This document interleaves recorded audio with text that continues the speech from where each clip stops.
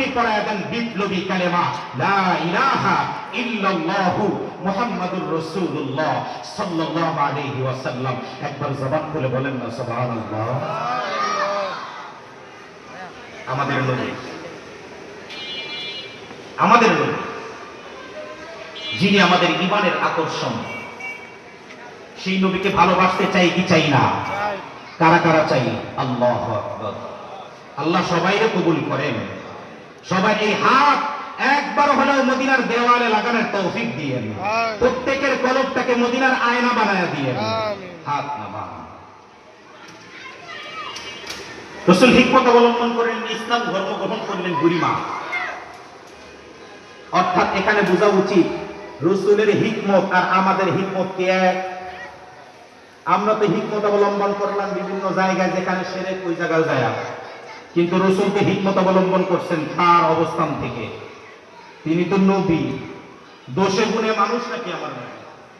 হ্যাঁ, নবী কি দোষে গুণে মানুষ? আমাদের মতো সাধারণ মানুষ? রাসূলুল্লাহ কি আমাদের মতো সাধারণ? এক একজন বলে রাসূল আমাদের মতোই সাধারণ মানুষ।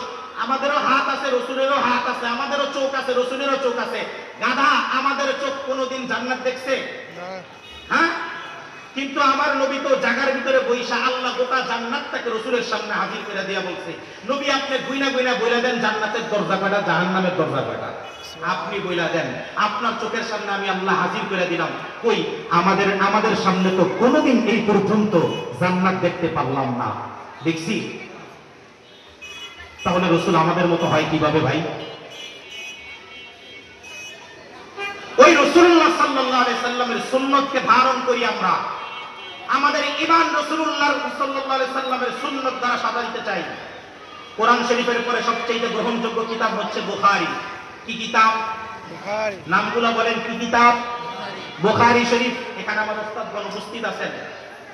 কথা তো বলতেও সাহস লাগে, ভয় লাগে, তারপরও বলি। কিতাবুল ঈমান অধ্যায়ের শিরোনাম হচ্ছে হুব্বুর রাসূলি মিনাল ঈমান।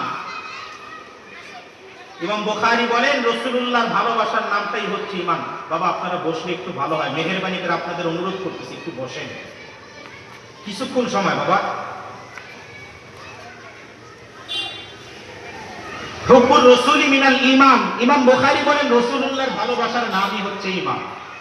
সুবহানাল্লাহ। এই জন্য আমরা রাসূলুল্লাহ সাল্লাল্লাহু আলাইহি ওয়াসাল্লামকে এত ভালোবাসি, এত মহব্বত করি।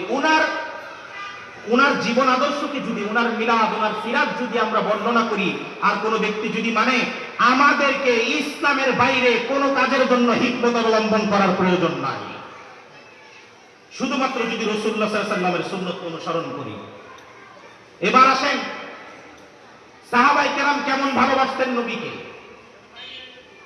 আর রাসূল সাল্লাল্লাহু আলাইহি ওয়াসাল্লাম সাহাবায়ে কেরামকে কি বলেছিলেন তার উম্মতের ব্যাপারে।